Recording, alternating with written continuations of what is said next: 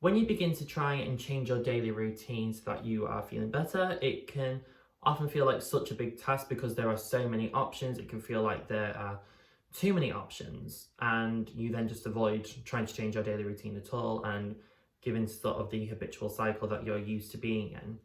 But in this situation, it is really important to remember the goals and as to why you are wanting to change your daily routine in the first place. Is it to feel more grounded? Is it to feel less distressed? Is it to feel more positive? And then implement those goals into the things that you are going to try and change and the different areas that you're going to try and change in your daily routine. This skill we're going to look at is looking at the ways that we can do this and create new skills at the same time. Find something new that helps us challenge those thoughts and change our daily routine in a more positive way. This skill is called the strength skill, which is another acronym that I'm going to go and break down for you as we go through each part of this word. So the S is for sleep. So this is something that's quite obvious that a lot of different people echo all the time. They might teach you in school, they might teach you at Young Minds Matter or on any other self-help guides about mental health. It constantly talks about the importance of sleep. And it is so important because it gives your body a chance to rest. It gives you a chance to feel like you're back to zero again at the next day. So if you felt like you're constantly at 100 and everything's really heightened and you're feeling really sensitive to everything, and that leads into these negative cycles, creating a good nighttime routine where you are feeling your body slowly shutting down so that you're able to actually rest is such a powerful and important thing to do. It can be really difficult with sleep if you are constantly feeling unmotivated or over anxious. You might get home straight from school and then immediately nap because you're so exhausted from how distressing school has been for you. And then that might lead to you staying up all night and you think, well, okay, I can stay up all night, that's fine, that's no problem, I can run off of no sleep because I've been doing it for so long. But in actual fact, it's almost misplaced sleep if you get into that routine of napping and then staying up all night, and then staying up all night can almost become an anxiety-provoking thing for yourself. T is for take care of yourself.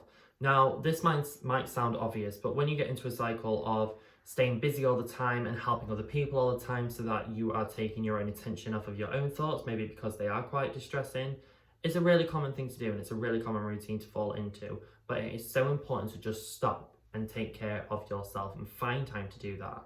It's about indulging in your favourite films, about in your favorite TV series, about playing your favorite games, about spending time with people who you want to be around that just give you genuine happiness and that feels like you're caring for yourself.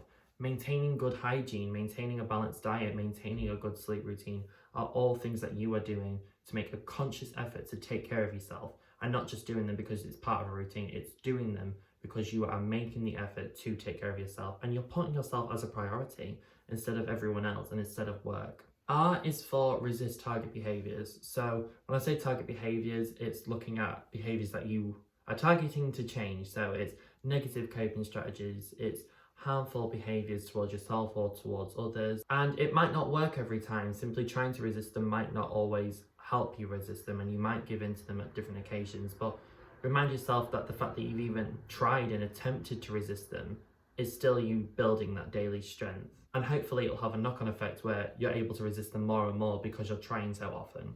I know for my own recovery, trying to resist any self-harming behaviour was really difficult for probably the first 6 months to a year because it had gotten into a daily routine almost, so that was the way I coped. So trying to resist it felt like someone was telling me to, right, just stop doing it. And that just felt really overwhelming. But the longer periods of time I was able to stop and able to resist those target behaviours, even if I then gave in for one day, I was able to look back and think, actually, no, you resisted that for this amount of time just then, so you can resist again and do it for a longer period of time. And then that is what helped me eventually lead my road to recovery for myself and stay recovered, because I was able to think, you've done it for so long now and resisted it for so long, why would you give that up? But I still know today, even if I did give it up one day and gave into that impulsive and negative coping strategy behaviours, when times get tough, it's not the end of the world, because look at all the evidence of I managed to get through that for so long. You can do it again. You can pick yourself back up again and resist those target behaviors. E is for exercise. So I look at this in two different ways. This could be doing intense short periods of exercise where you are choosing when your heart's beating faster and when it relaxes. You are choosing when your muscles are tense and then when they relax. You are choosing when your breath is becoming faster and when that goes back to a slower pace and a more relaxed pace. You are doing all the things that happen when you experience distressing emotions, but you are in control of them. So exercising in that way, that could be taking part in a sport activity or even just doing an intense workout yourself. You are taking the control from those emotions and giving the control back to yourself, so you're feeling more in control of your own body. The other way I'd look at exercise is doing something that helps you stay mindful. So this could be going on a bike ride and listening to your favourite music, or could just even be going for a short walk where you are using nature as the thing that you are focusing on. So that once you've engaged in this form of exercise, you can come back home afterwards, feel more relaxed, feel more grounded in the present and feeling more mindful. Next, N is for nutrition. So this again is something that we all know is really important. It's about keeping a good, balanced and healthy diet. It's also about knowing that it's okay sometimes to indulge and to treat yourself and use that for a part of your self-care. And it's okay to do that. And it's okay sometimes if you get up in the morning and you are not able to have as full of a breakfast as you usually have, or you just grab a breakfast biscuit that you eat on the go because you want to stay longer in bed. That's okay to do that sometimes. But it's important to note when you're doing these and not make these habits that then become a harder thing to break, and then that becomes a challenge in itself. It's all about the balance with nutrition and keeping things healthy and giving yourself the right energy to get through the day. And that in turn is part of that strength. It's literally your physical strength. G is for gain mastery. So the way that I look at this skill is all about learning new skills or practicing an old skill that I haven't done in a while. So for me, it could be practicing the piano again. I learnt years ago, but I haven't practiced it in a while. So I could gain mastery of that skill, find new ways to learn, and then confidently feel confident in my ability and feel confident in my skills.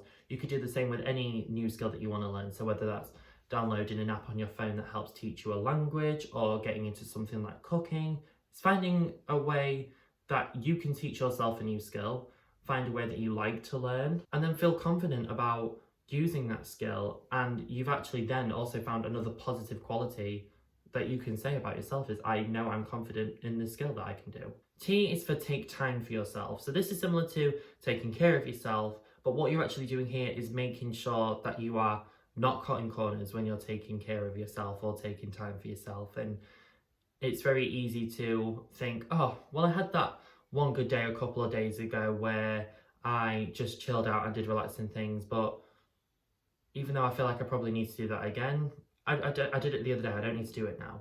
A lot can happen in a couple of days, so you might need to make the conscious effort to take time for yourself and find what you can do to take care of yourself. I know for me this was something that I really struggled with, because when I feel distressed, my go-to thing is to help other people and to get really busy and then cut corners and think, oh, I'll do something at the weekend, and then not end up doing it because then I prioritize something else over taking time for myself. But building your daily strength and doing something every day that is just you taking time for yourself, where you are doing something just for the sake of enjoying it, helps you come back down if you've had a distressing day, or even if you've had a really good day. You can end on a positive note where you are able to bring yourself back to feeling calm, back to feeling relaxed, back to feeling positive, and back to feeling mindful and present in the moment. And the H is for healthy self-talk. So this might feel really difficult if you're not used to giving yourself positive affirmations or cheerleading statements, but it's about finding little things that are confidence boosts in your everyday. So that could be helping someone else. It's not arrogant to think, do you know what? I actually feel really good because I've helped someone else. Or if you've had a lazy day and you've just stayed in your pajamas and eaten some junk food or watched your favourite series, binge watched it all day, it's not wrong to think, do you know what? I really needed today, and I really needed just to do some self-care and really just take some time to relax and feel comfortable and feel confident. These little glimpses of healthy self-talk each day really just start to repair and start to build up your self-respect, your self-confidence, your self-esteem. It helps us get the most fulfillment out of life. So it's a really important skill to try and find little things that you can do each day to implement that healthy self-talk. And that goes for any of these skills that we've just looked at. It's about allowing yourself to try them in different ways so that you can find what works for you.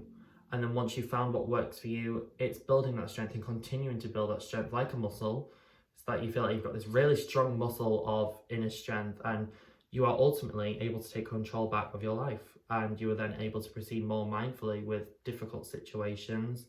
And when they come, and when difficult days come, you already have a long list of skills of things that you can do to choose to change that atmosphere, to change that feeling, and to change that day into a more positive day.